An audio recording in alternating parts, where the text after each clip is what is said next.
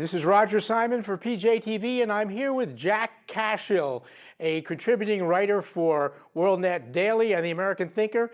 And we're here because Jack is kind of an expert on something that just broke today, an extraordinary revelation on Breitbart.com and Drudge about Barack Obama's literary career. Tell us about it, Jack.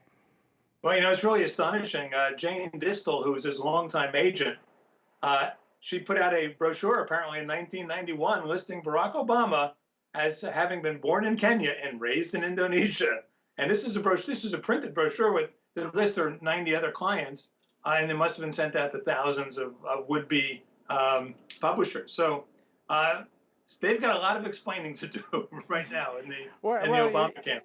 Now, as an author myself, and I'll interject here, of 11 books, I have had lots of agents and publishers. I've never had that kind of copy go out without my seeing it in advance. Have you had an experience like that? I've written 8 books under my own name too, and every time a flyer goes out, I get to see it. In fact, I rewrite them all because I know it better than they do. No, that doesn't happen without someone's prior approval. Right. So in other words, author to author here, we can say that in all likelihood Obama saw this. So this brings me to the next question. You have written some rather extraordinary stuff that I read some years ago, going forward, alleging that it wasn't Barack Obama who actually did the final writing or most of the writing on his best-selling memoir, Dreams of My Father. Tell us about that. About in the summer of 2008, it dawned on me that Barack Obama was not capable of writing his own books. It wasn't hard to tell. He's simply not a writer, not a good writer. By September, I was 95% convinced that the primary craftsman behind Dreams from My Father, the memoir on which his genius myth is based, was Bill Ayers. And last year, a book came out called Deconstructing Obama, in which I made 2 contentions, asked 2 questions. Did Obama write his own books? And is the story they tell is true? And the answer to both is no. And Roger, as you know, in the last few weeks, I've gotten a lot of vindication on is the story true part, because we're beginning to see now that, he composites and compresses and makes things up and tells stories that are fanciful and, they're fictional. What really needs to be explored now is, from my perspective, is why Bill Ayers did this and how he got away with it for 17 years? Yeah, 17 years. Well, why speculate with us? Why did he do it? Bill Ayers was a kingmaker. The goal was to make Barack Obama mayor of Chicago.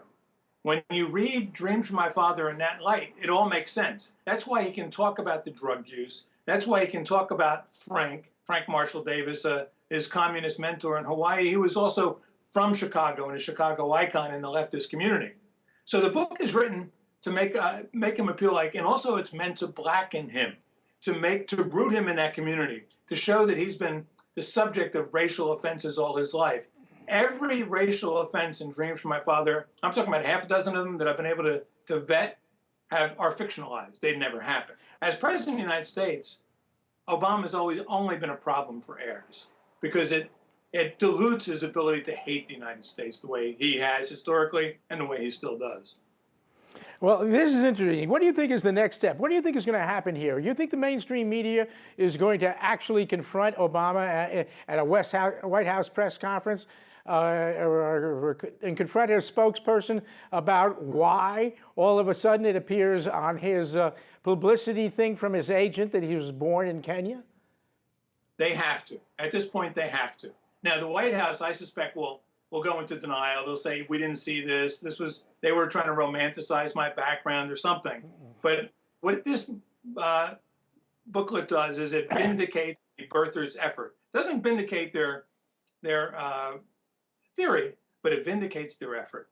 Well, I think I would recommend everybody to look at Cashill's work now, because I think what this has done for you, Jack, is you profit from this in a good way.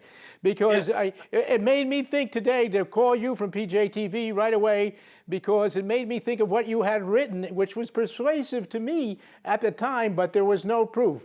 But now, as first the Marinus revelation that Obama did make up the women in the book, has now been acknowledged. And secondly, now that we see that his propaganda from his agent lied about him, which normally an author would see, one begins to speculate everything about him may be made up. Anyway, thank you, Jack Cashill, for joining us, and we'll stay tuned with you for further developments. Hey, Roger, anytime. It's good to talk. And again, find more of Jack Cashill's work at Cashill.com or pick up his book, Deconstructing Obama. For PJTV, I'm Roger Simon.